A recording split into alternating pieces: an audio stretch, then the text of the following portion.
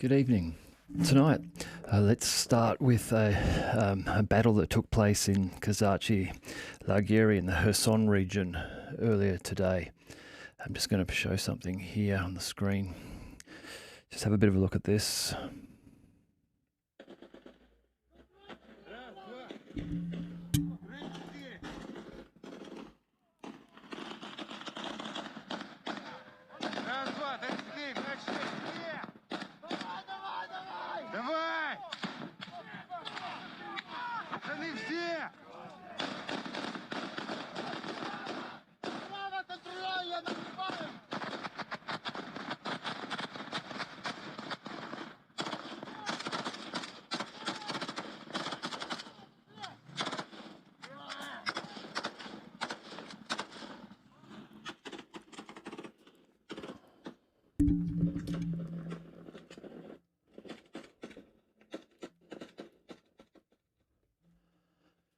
Now that's, I think that's pretty emotive footage. This is some footage of some Ukrainian soldiers that were involved on this attack in Kazachi Lageri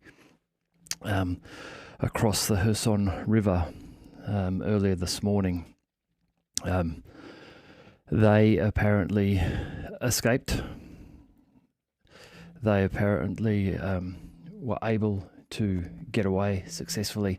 However, Russian reports that there were a number of forces involved and that there were many Ukrainian casualties in that battle this morning. The area that we're talking about here, the area is, if we just go here, this is in the Kherson region. This is the Antonovsky bridge, which we've discussed many times recently. The Antonovsky bridge was destroyed last year, sections of it destroyed last year by the Russians after they had retreated from Kherson over the Dnieper River and assumed positions on the left bank or the eastern bank of the Dnieper River. This area has had ongoing attempts by the Ukrainians to establish some bridgehead in this area here around Nairi and the darker areas here. Now there have been ongoing heavy strikes by Russian guided bombs and missiles on this area in an attempt to stop the Ukrainians gaining a foothold there. Now, if you remember a week or so ago, there was a report from one of the Russian appointed heads of the area around here indicating that they believe that there was preparations for a Ukrainian attack across the Dnieper River. So it appears that we may have seen that occur overnight with this fighting around this area here of Kazachye Lagery. During the course of the day, there were conflicting reports. And what I believe may have happened was that there was an initial attack, which perhaps some of it was repelled, and then there were further ones during the day. The latest reporting I saw, which was Russian reporting on Telegram channels just before starting this video, was indicating that at this stage there were no Ukrainians on the left or eastern side of the well, actually, I think it may have been the Konka River down the Dnieper on this side of the Dnieper, but perhaps even over here. These island areas that are in between the western and eastern border of the river are grey zone, and I think in many cases the Ukrainians have established perhaps stronger control over some of these island areas through here, and also possibly down here to the southwest of the Antonovsky Bridge. So that that attack, most likely in aid of trying to establish some Ukrainian forces here to allow them to drive southwestwards this way down towards the Antonovsky Bridge to be able to connect with the forces that are in this darker region here. It seems as though it was unsuccessful, but I wouldn't be surprised if we see further future attacks by the Ukrainians in this area, trying to establish some sort of a front along here. As we can see, if we just zoom the map out a little bit from this area of Kherson here, down to Crimea, it's one of the shortest pathways down here to Crimea. If an attempt were to be made, which we do believe was the goal of the most recent Ukrainian counteroffensive, was to Crimea. It was to capture Crimea. Then a push down from Kherson here would allow troops to form across this bridged area across here. Now, this is where the recent storm shadow attacks were made on the Crimean bridges. Here on the Chongar Bridge and the Heneshchets Bridge just here were the two attacks made this week. Talking about those attacks, actually I'll come back to those in a moment, those storm shadow attacks. Just before we get to that, I just wanted to cover off a little bit more about some of the actual fighting today. Now, in Klescheevka, up here, which is just in the Bakhmut region, or Bakhmut or ARtyomovsk, Klescheevka, just south of Bakhmut, there has been very strong and continued offensive pushes from the Ukrainians in this area over the last 6 or 8 weeks.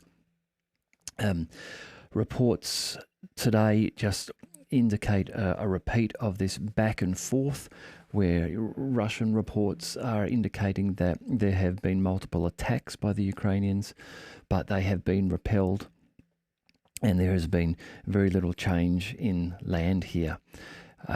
As we've talked about before, Klescheevka, if controlled by the Ukrainians, strengthens their line through this area, and they may look to be using this train line, if they were to capture this train line, if they could move up through Klescheevka and use it as some sort of limited but defense. This will be a raised train line, some sort of an approach way, perhaps, to then make their way up into the south of Bakhmut to put more pressure on Bakhmut itself, to get from Klescheevka to this rail line into these areas here, which may provide a little more cover. If we go up to the north, and just talk a little bit about up here, where the fighting is from Kup'yans'k, and down to the Torsk in the Kremenoya forested area here. There are reports today of continued Russian advances along this northern line here, this 90-kilometer line, which is highlighted here in red, roughly this line. The Russians have been making solid gains in this area for the last month now. A day or so ago, they seem to be in a position of consolidating them. However, reports today indicate that they have made pushes again. There are reports of a push in one area here along a front of about 13 kilometers in length, and a push forward reportedly of 3 kilometers. So that's an area of 39, 40 square kilometers claimed in the day. Perhaps in unsettling news for the Ukrainian forces, there are reports in these areas today of even some retreat from some settlements that were under Ukrainian control. Perhaps retreat before the Russian offensive forces had reached them. Now, this news of perhaps a retreat from some Ukrainian-held villages and settlements in these areas aligns with some reporting from SImplicius the Thinker. Now, SImplicius the Thinker does some great articles, and one of his recent ones talks about the 32nd Brigade, the Ukrainian 32nd Brigade. Now, Forbes magazine has done a couple of articles on the 32nd in June and July because they are an interesting brigade. They were part of the NATO-trained and equipped brigades that were formed up starting at the end of 2022 and formed up to become active in this offensive. The equipment that they were meant to receive is documented that their planned table of equipment was 90 Max Pro armoured trucks from the United States, 10 upgraded T-72 EA tanks from the Czech Republic, another 20 tanks, and a dozen ex-Soviet D-30 towed howitzers from Estonian reserves. However, once they were mobilised out in the field, reporting and imagery making it to social media from the 32nd seemed to indicate that they didn't have the equipment they were meant to receive, and that they were then positioned over to this area over here. They moved away from some of the heavier fighting at the time in the southern Donetsk and Zaporozhye region, and placed somewhere over in here now around Svatov, this area here, which in the Luhansk region was less active at that time. However, some reporting or some documents have been leaked yesterday, which I'll just show here.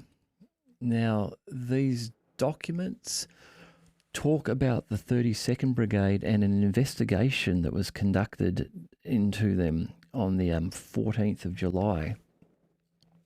And this was due to reports of desertion and mutiny from elements of the 32nd Brigade.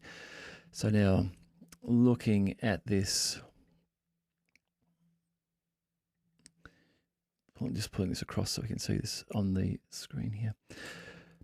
Looking at these couple of documents, if they are true, they appear to indicate that perhaps 4 soldiers deserted, including a lieutenant, and then a number of soldiers refused to carry out combat orders.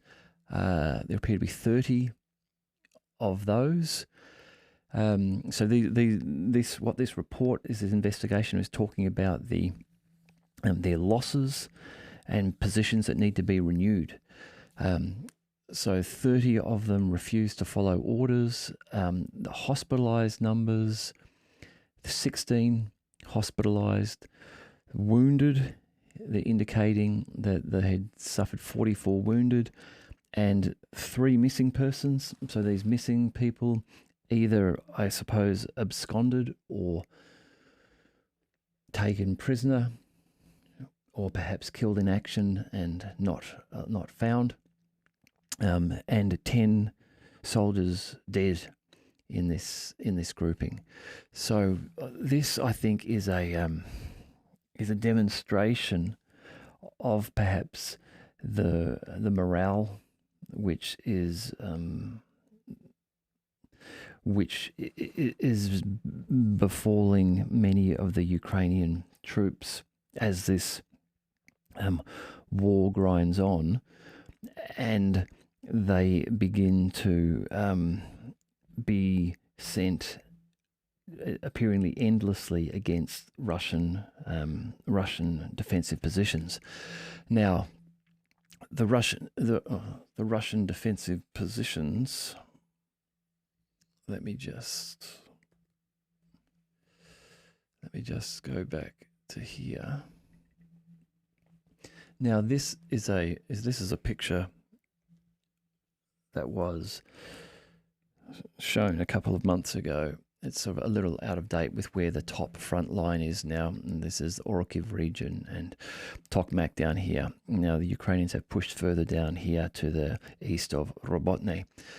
But if we look at this first real defensive line along here, a second layer here, a third one running down and then surrounding Tokmak, this gives you an indication of why morale is low, in that we're into the third month of the offensive now. The Ukrainians haven't yet been able to reach this main defensive line. They have been held up in the minefields and the far less reinforced Russian positions in this area of the sort of a grey zone area, and an area where Russia has developed some levels of fortification, but nothing compared to what they have prepared back at this line and the subsequent lines behind that. So the Ukrainians are losing heavy numbers in both men and material. Their progress, their most advanced progress, has been in this Robotny area south of Orkiv, and even here they've not reached the first real front line. Reaching the front line, bursting through that front line, that sort of thing would be giving morale, that would be spreading like wildfire and giving morale to these troops in other areas. But with that not happening, with the obvious overmatch that they're reporting in terms of artillery, with the obvious lack of Ukrainian air superiority on the front line, then this is becoming very, very difficult, you can imagine, for troops to sustain their morale, to continue to want to fight. There are reports from Russians where they are encountering Ukrainians and they are encountering some of their territorial troops, reserves. They are far less motivated than volunteer forces. Some of these have been, they've only ever really been developed to provide sort of some defense, positional defense. Those that have been force mobilized are not willing to fight and are not enthusiastic and engaged. The overall look for Ukraine in this area is bleak. There is even talk now in Ukraine of a total mobilization, where there is video of a Ukrainian veteran speaking that he believes that ultimately Ukraine will look to mobilize 90% of its eligible males to fight. They are talking now about doing forced mobilization in the age group of 40 to 55. Now, I don't know about you, but I'm in my early 50s. I'm not 55 yet, but I can't imagine I would feel a lot like frontline fighting at 55, approaching 60. And I think that this is recognized as a problem, not only that perhaps many of the men being forced mobilized will just not be willing to fight, but who is going to command them, and not only command them in a sense of someone being experienced enough to hold the position of being, say, a sergeant and commanding them, but someone who would actually have the authority for these older men to listen to. That is going to be a that is going to be a real challenge for the Ukrainians too, if they do look to continue to mobilise. Look, I just want to move on. Moving on to another interesting topic here, which we talked about the other day, but there's a bit of an update. The Staro-Konstantinov airfield. So this airfield is in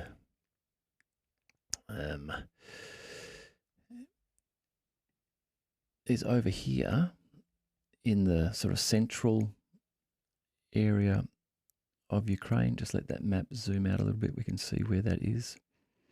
So it's right over here. It's not as far west as Lvov over here, but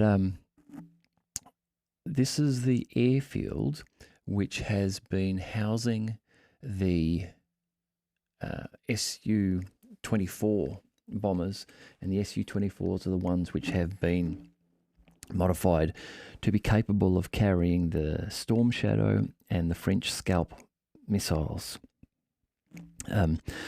There's been some reporting that there's some back and forth reporting about the Russian missile attack on this airfield 2 nights ago.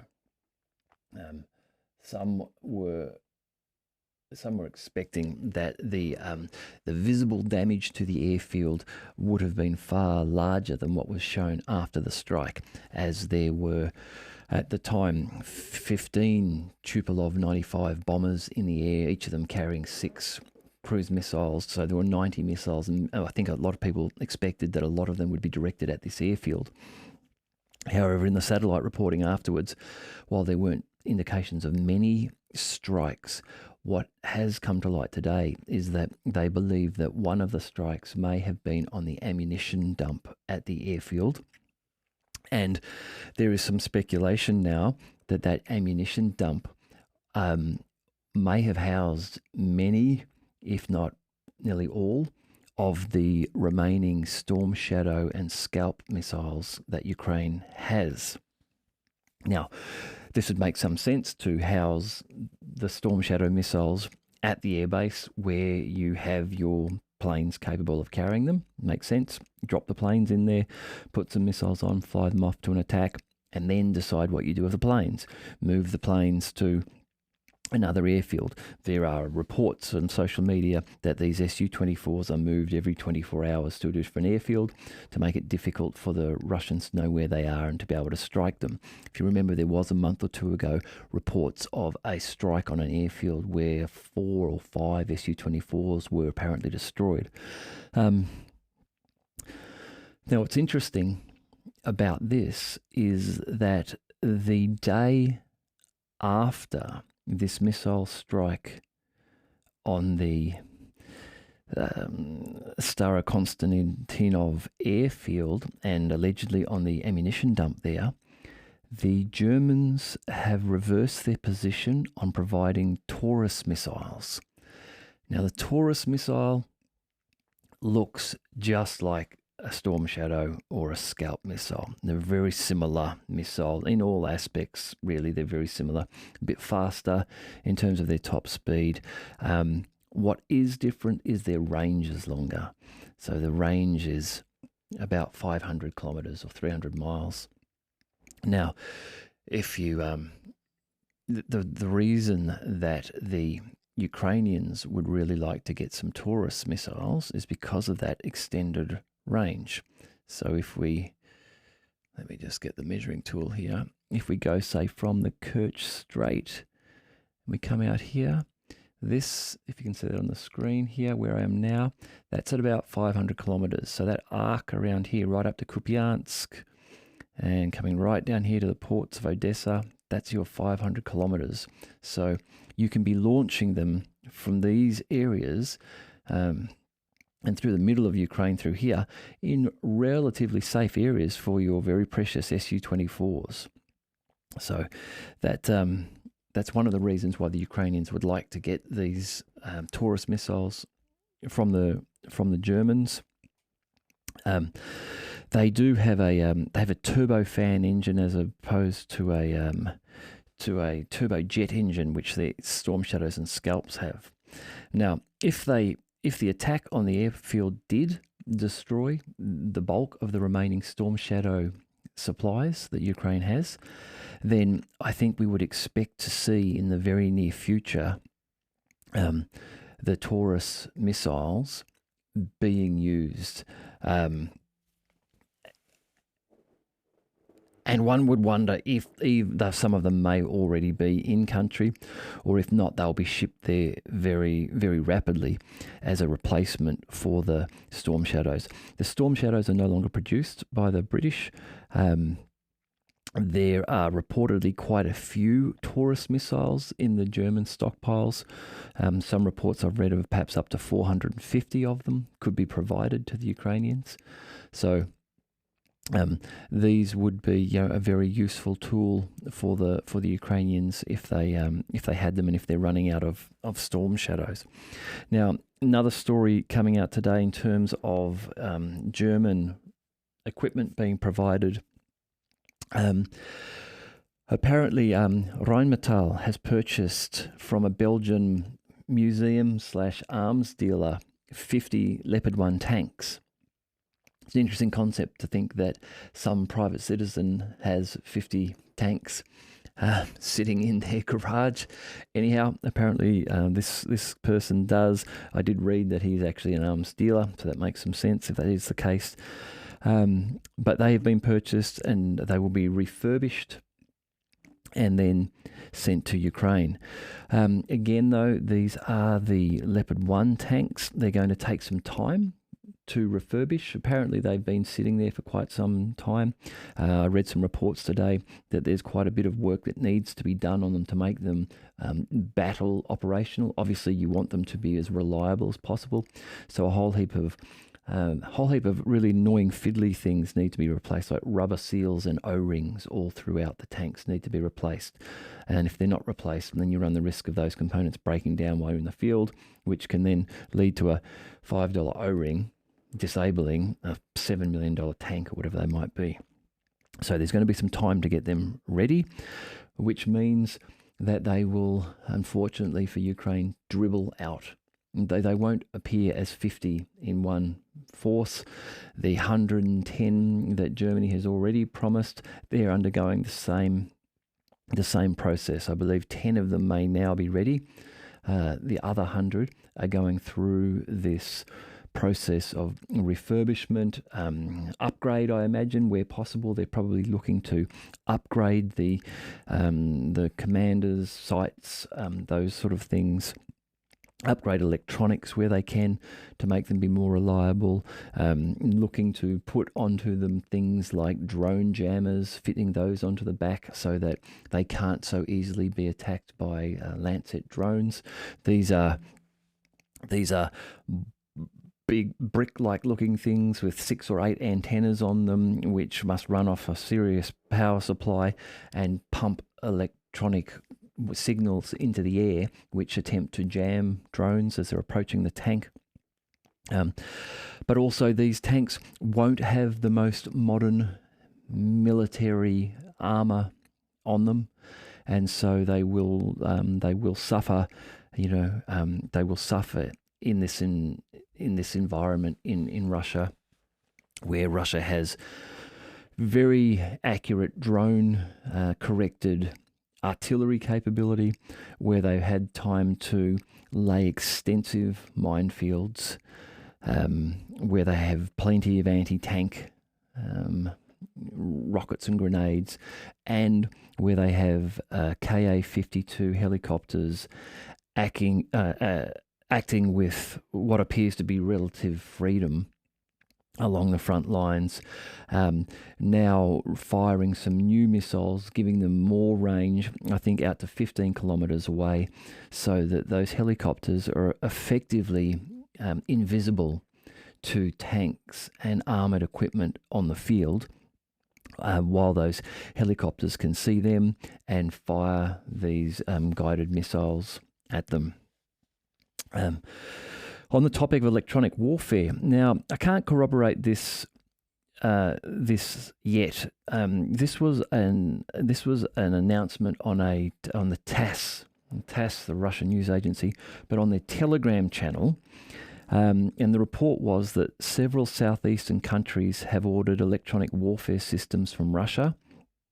This is after they've been tested in Ukraine.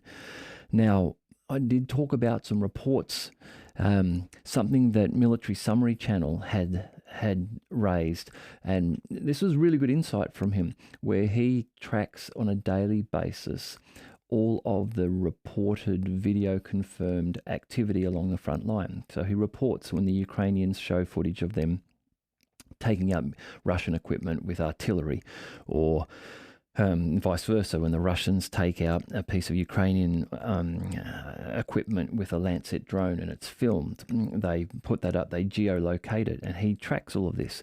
And what he noticed was that on one area, the southern Donetsk front, there were no reports of Ukrainian drone attacks against Russian equipment. Now, this is unusual because everywhere else, there's plenty of video of Ukrainians using drones attacking. And what he was surmising from that, and this correlates with some other stories where there has been talk of some Russian electronic warfare equipment being tested, is that this may have been the area where they were testing this, and that's why there were no reports of Ukrainian drones being successful, because this new electronic warfare anti-drone technology was working and was thwarting the Ukrainian attempts to use the drones. So this report on TASS said that several southeastern countries have ordered this electronic warfare capability from Russia after seeing it tested or being reported that it's been tested in Ukraine. And interestingly, now I'm sure this is purely coincidental, but interestingly, I also read a report that Joe Biden has announced plans to travel to Vietnam to strengthen partnership there. There's no mention in the TASS article of who the nations were, but that's to be expected, I suppose, that they might want to keep that quiet. But I just wondered if some of those southeastern countries were Southeast Asian countries, and if perhaps Joe Biden's presence down there might be just to perhaps warn some of them off from purchasing Russian electronic warfare capabilities. Who knows? But speaking of Biden and the West and that, Washington, look, reporting that's coming out of the West now is not looking great for Ukraine. The Hill publication is the second most popular political website or journal after Politico. It's based in Washington, a very popular source for political news. There's an article there from Brahma Chelani, which is titled "Biden's Ukraine Strategy is Failing." Now, he talks about Ukraine fatigue starting to set in, and now this is something which Volodymyr Zelensky does not want to hear. His dependency upon the US for aid to be able to keep the conflict going and to have some chance, perhaps, somehow, of winning the conflict. I don't quite see how at this stage, but anyhow, in order to keep aid coming from the US, the concept or the idea that the Americans are starting to suffer from Ukraine fatigue is not good for his hopes of that aid continuing. Particularly if this is now turning up in magazines like The Hill, Washington-based, getting the attention of the policymakers in America. Some of what he says is that, and this is quite clearly indicate, not really sticking with the narrative that things are going well. Chelani says, after the much hyped counteroffensive began in early June, Ukraine lost as much as 20% of the newly supplied weaponry in just the first 2 weeks. Now, I know a lot of people, a lot of Russian sources reported this very early on. And there was a lot of pushback from Western media at that time and Western Telegram channels, Ukrainian channels, although now this is being reported openly in The Hill in the West. He goes on to say, the stalled counteroffensive has dashed NATO's hopes of a major military breakthrough against Russia, which still occupies nearly a fifth of Ukraine. And as we've talked recently, since that offensive, probably the net change in territorial gains has not been in favour of Ukraine, but has instead been in favour of Russia in that northern Kup'yans'k to Kremenaya area, where they're pushing forward. And as we've said today, there's reports of perhaps a 40 square kilometre advancement just today. Chelani then says the counteroffensive's lack of headway, meanwhile, places President Joe Biden in a tight spot. But instead of rethinking his strategy, he's just throwing good money after bad and hoping for a miracle, an eventual battlefield breakthrough against Russian forces or political upheaval in Moscow. Now, neither of these appear to be very likely at the moment. The battlefield breakthrough, that's what was supposed to have been achieved by this offensive, the breakthrough down to the Sea of Azov and the capture or recapture of Crimea. That's not happened and doesn't appear to be happening anytime soon. And political upheaval in Moscow, again, it seems to be a no-starter. The whole Prigozhin uprising thing appears to be more some sort of theatre or hissy fit from Prigozhin other than any real coup attempt. That doesn't seem to have impacted Putin's approval ratings at all. His approval ratings looking towards his March 2024 election look fantastic. They're up at 78 and 80 by all the reporting that we get out of Russia anyhow. But I think even while you might say it's Russian and therefore it can't be believed, I think we've got to, you can get indicators of this from other areas. I mean, you look at the recent talks that he's held with the African leaders. Now, while the West could be claiming that the African leaders would be very unhappy with Putin because he's starving them of grain, because he didn't extend the Black Sea Grain Initiative, those meetings seem to go very well. The African leaders seem to be very happy with Putin. They discuss the grain deal initiative, and my understanding is that they accepted Vladimir Putin's position that the grain deal couldn't be extended because the West wasn't upholding its end of the bargain. Even today, Turkish President Erdogan has come out and said he will happily attempt to rebroker the grain deal, but he has now said, but the West needs to uphold its side of the bargain. Now, this is now aligning exactly with what Russia has said. Erdogan is an interesting character, honestly. One day he seems to be doing stuff to piss off the Russians. The next day he's their friends again. But he has now come out publicly saying that if it's to happen, the West, Ukraine, the UN, the US need to uphold their end of the bargain, which is things like allowing insurance, releasing sanctions upon Russian grain and fertilizer products so that they can be released from ports and delivered to the African nations. So, I see the African leaders being happy with Putin and what he's doing. So I'm inclined to accept that Putin's approval ratings are high in Russia. Maybe they're not 78 and 80, but they're certainly not at Joe Biden's levels of 33 and 34 and whatever they are. So I don't think that Biden's going to see a political upheaval in Moscow. One thing too, I think that the West needs to be careful there is that, they might actually get what they've asked for, and if they were to dispose of Putin somehow, who would replace him? Putin, I think, in many ways, has shown a very level head and steady hand through this conflict. Would the West prefer Dmitry Medvedev to assume the role? I think he would take a far less measured approach to the special military operation. So who knows? But without something unusual happening there, I don't think that Joe Biden is going to find his way out by regime change in Russia. Anyhow, in this article, just to sort of conclude what Chelani says, he goes on and concludes with, Just like the Cold War created an East and West Germany, a North and South Vietnam, and a still existing North and South Korea, the likely outcome of the present war, however unpalatable it may seem, would be a Russian-held Ukrainian segment that serves as Moscow's strategic buffer against NATO, and a rump Ukraine aligned with but not part of NATO.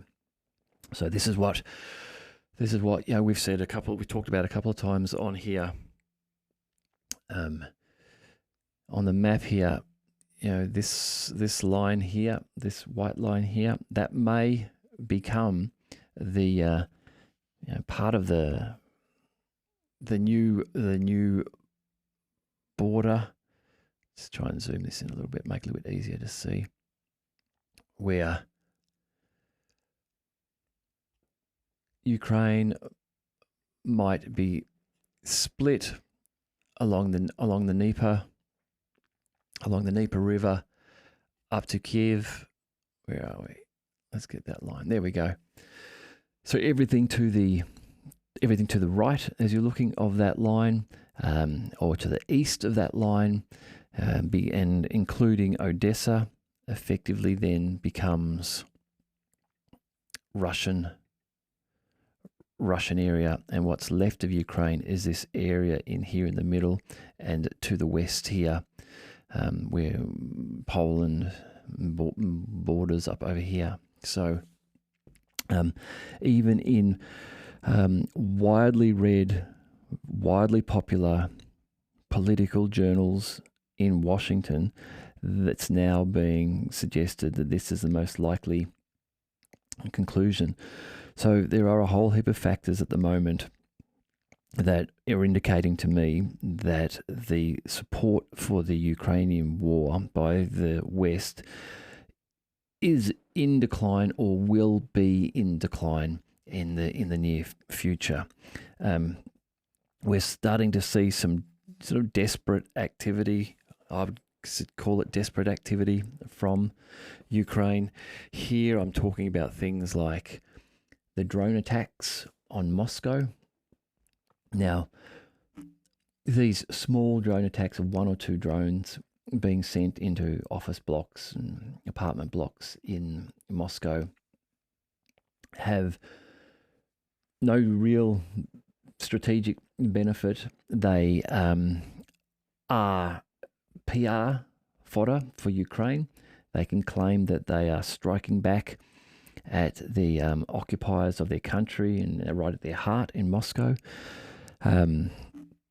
What I've seen suggested today is that these small number of drone attacks on Moscow that have been occurring may in fact be probing attacks sent there to attempt to reveal Russian air defense around Moscow, and that Ukraine may be looking to launch a major drone attack against Moscow.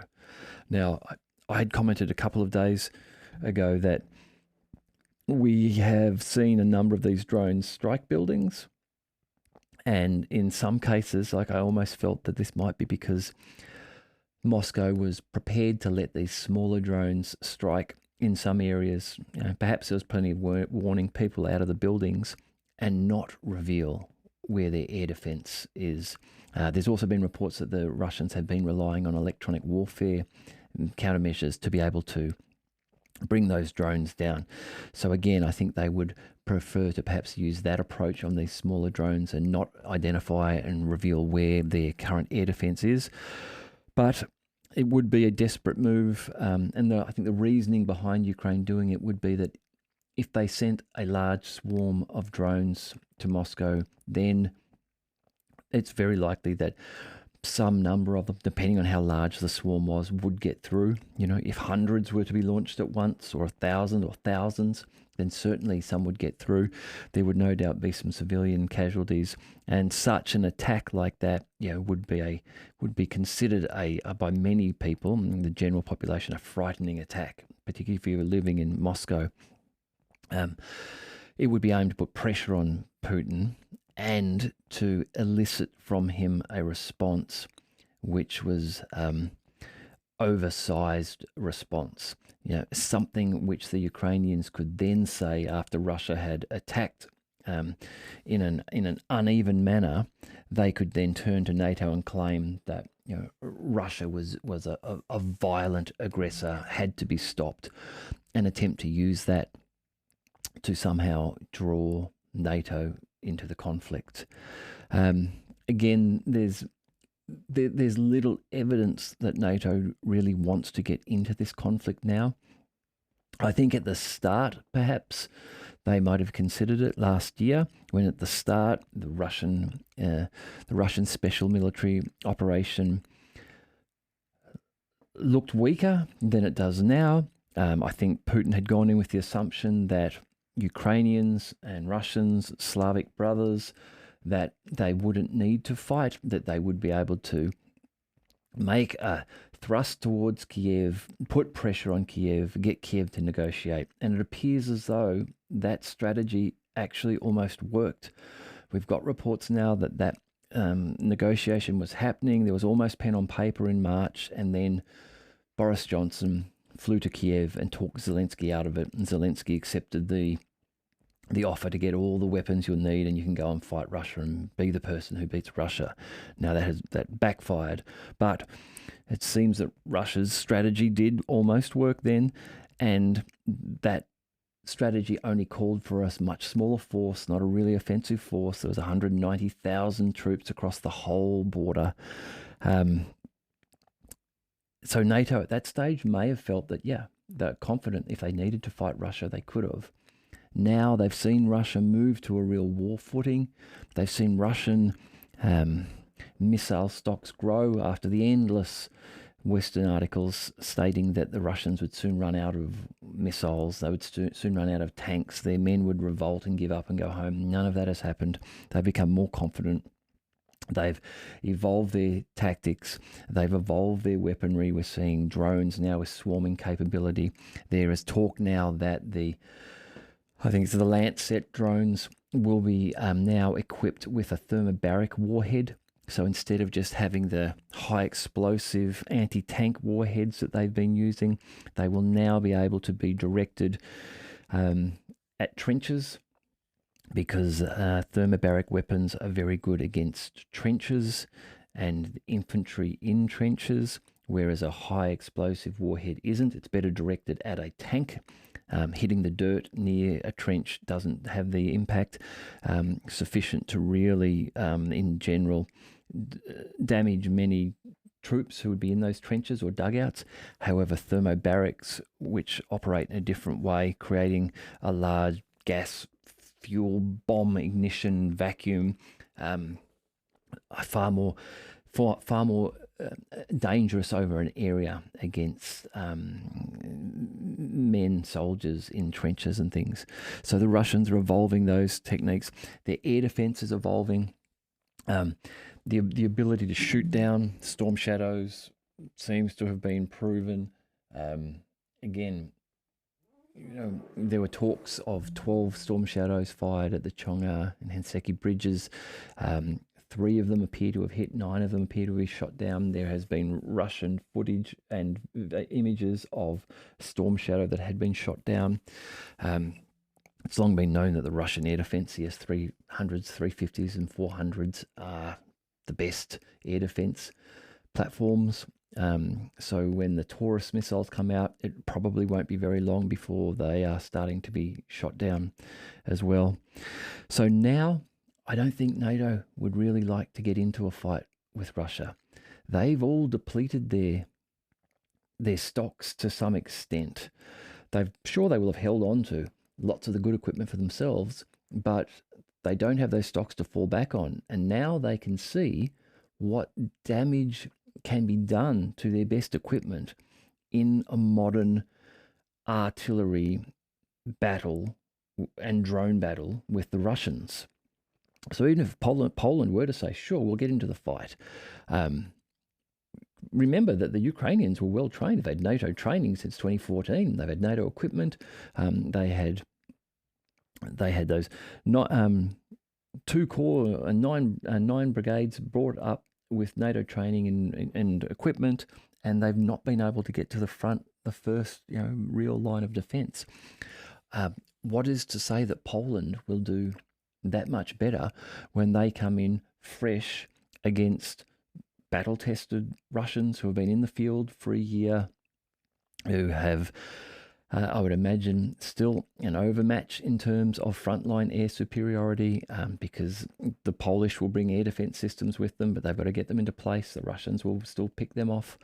Same with Romania. If Romania gets in there, I think they would suffer heavy losses of their own soldiers. It's very easy for them to want to support with aid a conflict where the Ukrainian men and women are fighting and dying, and your politicians at home can say, look, our Romanian, our Polish, our American sons and daughters are safe, but we're supporting the cause.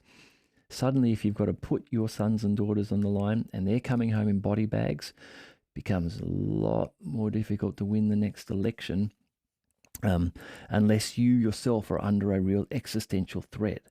Now, with the fighting going on in Ukraine, hundreds and hundreds of kilometers away, it's a little bit tougher to claim that you are under an existential threat, particularly when Russia hasn't said that it wants to go to war with NATO. Russia hasn't said it wants to capture Romania and Poland and Lithuania. That's just not there. And it's not in the literature. It doesn't exist. They haven't said that they want to do that at any stage. They haven't given that indication. They never built a force at the start of this special military operation to give the indication they wanted to do that. They're building a force now they're mobilizing, to be able to fight NATO if NATO does want to get into this fight. But I don't think that NATO really does. And I think that means for Zelensky that I think his time is nearly up. Now, I'm not saying it's next week or anything like that, but there are reports coming out of even the Ukrainian legislature, reports from a deputy there, that he believes the US are starting to look for someone with a better history, no allegation of drugs or corruption, but with presidential possibility, who could become the negotiating partner when the negotiation happens between the US and Russia. And I say that on purpose, between US and Russia, because that's where the real negotiation will happen. But there will be a Ukrainian representative there, and that they might be looking for someone else.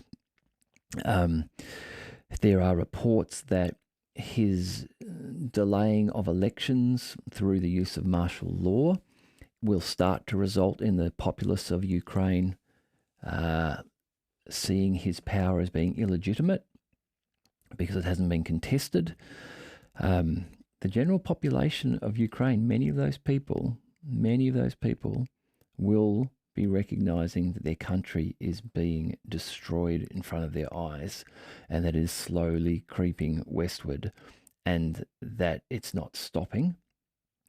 And that will make many of them want to just stop the wars. I mean, I don't know how many of you are listening have got children, but if, I think I'd do just about anything I could to try to stop my kids from going to war, if I could. I think there's got to be a lot of parents in Ukraine who are just shitting themselves night and day that their sons and daughters are going to be sent to the front line and they'll never see them again. So I think that he is likely, as NATO decides they don't want to get into this fight, as Joe Biden decides he wants to win the 2024 election, the time for this war is over. They want to push it under the carpet. Then I think Zelensky is likely to become the scapegoat for the West. And we're already seeing that now in some reporting. We're reporting from the US, from the State Department, the Pentagon, suggesting that Ukraine has to do the offensive. They've got all the tools and training that they need. They can do this. Very quickly that will become, see, we told you they had everything. They cocked it up. They didn't do it right. They didn't listen to us. They didn't follow the NATO training. Now, this isn't fair on the Ukrainians because the NATO, the British, the US have never really battled through anything like this. They've never gone up against an adversary like the Russians in a tank and artillery and drone fight before. And particularly without air superiority. So those NATO trainers are just guessing at what they were training the Ukrainians into how they would break through these minefields without the support of, decent air support and with an overmatch in the Russians' favour of artillery. So, yeah, I think that Zelensky will end up becoming the scapegoat. And while that might seem hard to believe or fathom now because of so much public support for him, you've got to remember, look at this, just remember this one. Saddam Hussein and Donald Rumsfeld, the pictures of them shaking hands in their suits together. So people forget that there was a period of time when the US and the US leadership at the toppest levels were friendly with Saddam, but that all turned around once he was no longer useful or wouldn't go along with the narrative. Then we know Saddam ended up dead. I'm not saying that will happen to Zelensky, but I'm saying it could happen. I'm saying I wouldn't want to be Zelensky. I would not want to be in his shoes. Not now. Not that things haven't turned out the way he may have thought they were going to turn out when Boris Johnson turned up in March of 2022 and promised him the world. Yeah. Anyway, just one last thing. So Patrick Lancaster is a frontline reporter in Ukraine. He's great. He does some great reporting. If you haven't watched Patrick's stuff, please go and have a look on YouTube. In one of his most recent video, he's at the front line again. He's in the trenches with Russian soldiers. But one of the segments of this video I found really touching and insightful, and I think demonstrated just how badly Ukraine is being used in this conflict. So they've just run through, 100 meters or so of bush and trench being shot at. There's a guy in front of them, a Russian guy in front of them, and behind them with machine guns yelling, go, go, go, shooting over their shoulder. There's bullets flying around, and they jump down into the trenches and they get into a dugout, and they talk to the guys in there. And there's a couple of young Russians there. They're like 20 or 21 years old, thereabouts. They look from Siberia, and they'd been mobilized. You asked them, why are you here? And they said, we're mobilized. And they're reporting that the Ukrainian positions are about 70 meters away from where they are. And he asks them, he says, well, what would you say to Zelensky? Or what would you say to the Ukrainians if you could say something to them? And they don't turn around and say some ridiculous slogan or tell them to bugger off and we hate you. They just say genuinely, hey, you're Slavs, we're Slavs, just you go home, we'll go home, we can all go home. And it was a really touching moment because it just demonstrated to me that so many of the people in this fight, both the Russians and the Ukrainians, they don't really want to be fighting with each other. Ukraine and Russia have been forced into this fight by NATO expansionism, by the West. These guys, like they say, they consider each other brothers. That was part of Putin's expectation at the start, that they would go in there with very little force and they wouldn't need to use force, because the Ukrainians, many of them, would accept them as brothers. And in the east of Ukraine, that's true, that did happen. And as we see, they almost got to negotiation, and almost in February and March of last year, 2022, this could have been negotiated out, and probably just with the Donetsk, Luhansk regions being independent or being part of Russia, and Ukraine agreeing to not join NATO, but then the rest of Ukraine happily going on about its daily business. Instead, we've got hundreds and thousands of people dead. Okay, that's enough for tonight. Look, thank you very much if you've made it this far in this episode. I hope you're enjoying the channel. If you haven't subscribed already, please subscribe. It helps me tick along with the channel if people subscribe. And I look forward to talking to you again soon.